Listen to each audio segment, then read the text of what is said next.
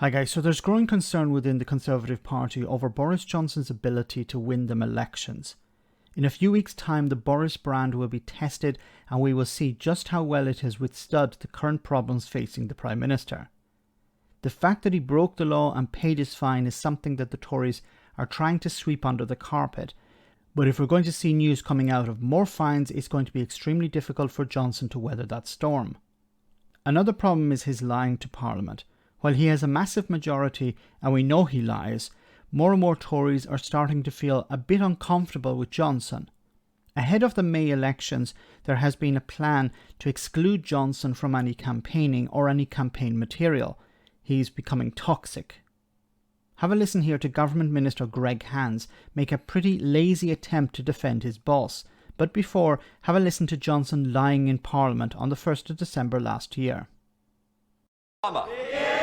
As millions of people were locked down last year, was a Christmas party thrown in Downing Street for dozens of people on December the 18th? What I can tell the right honourable gentleman is that all guidance was followed completely during number 10. So all guidance was followed. Now obviously Boris Johnson knew he was lying here, that he was not misleading Parliament by accident. This was a clear lie because he knew he broke the law. Now, since then, he has received a fine, and he's paid the fine.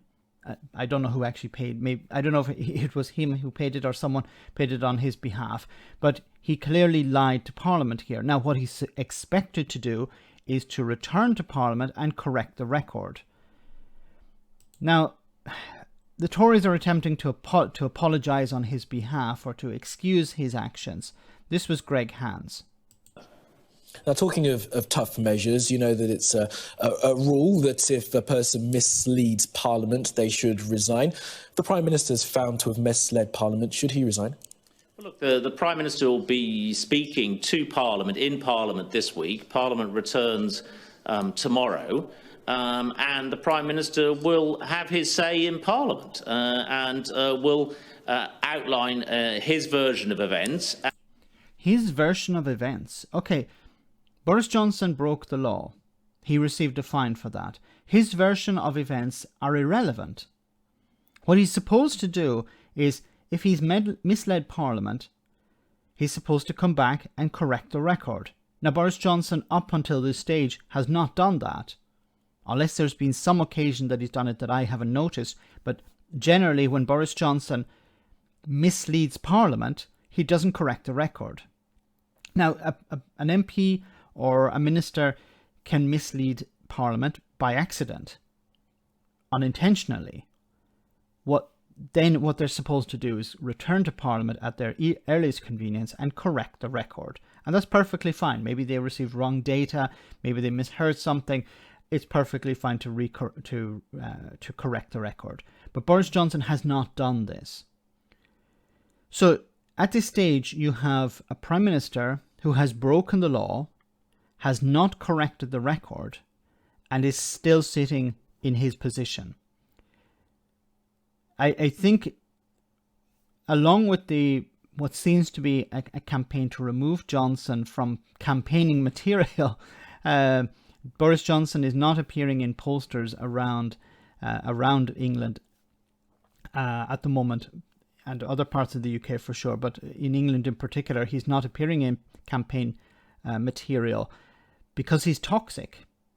And it seems that the Conservative Party have decided, okay, Johnson is no longer our guy to help us win elections. So how long is he going to remain in his position? I think there's a countdown going on.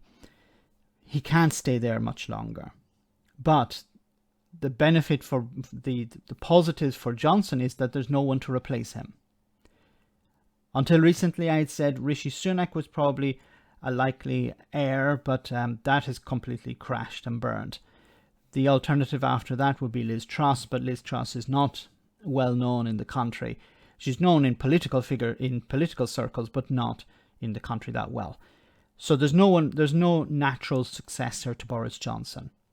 So he's going to limp on until the elections, the next general election, because the elections in May, if the Conservatives receive a bloody nose, I don't see Johnson even after that leaving, because once again, there's no one to replace him. Let me know in the comment section, guys, what you think about all of this. As always, your comments are greatly appreciated. Thanks a lot.